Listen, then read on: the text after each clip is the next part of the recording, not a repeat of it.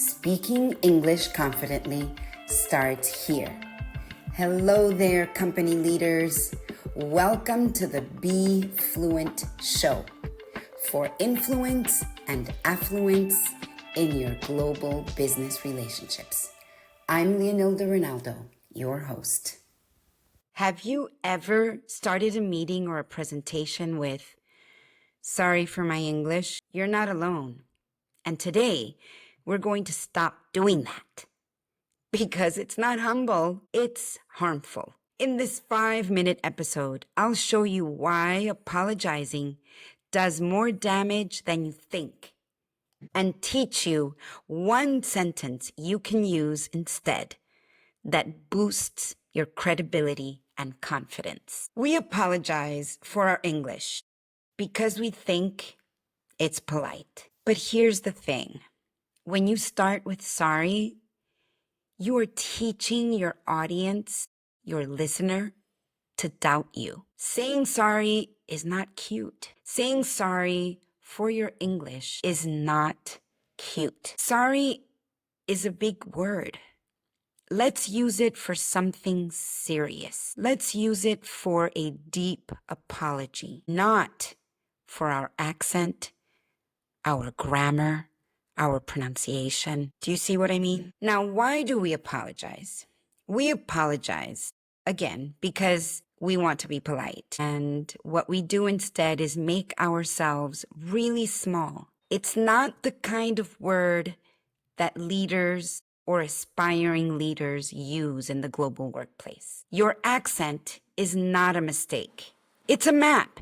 It tells the story of everything you had to learn to be in that room. That is power. What I want you to remember here is that apologies make your presence small. Now, when you take ownership, when you own your accent, then you expand your presence. Now, here's what you can do instead.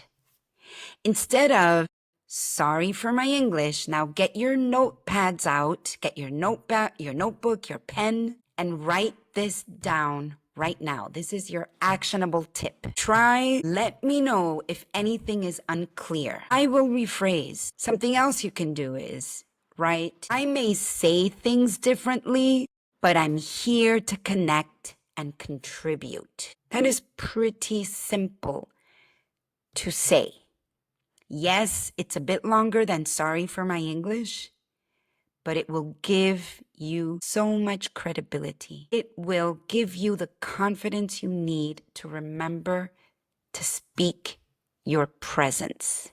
Speak your presence. Here is a third phrase you can say. "English isn't my first language, but I'm confident in what I'm saying," or "I'm convinced in what I'm saying." These phrases redirect attention to the value you bring instead of your perceived lack. These phrases redirect attention to the value you bring, not what you don't bring.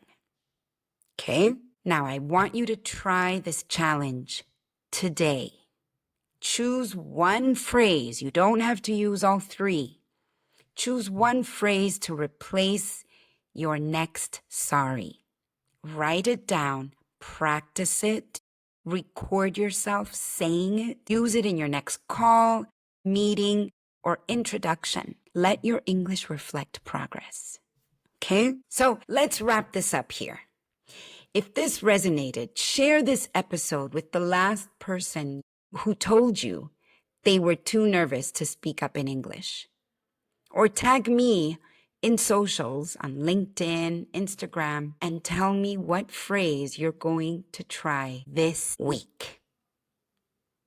I'm looking forward to hearing this. Next time we meet, I will teach you how to respond with confidence when you forget what you were going to say.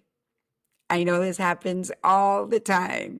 So I want to teach you how to show up confidently when you forget your words. I want you to stop waiting and start speaking.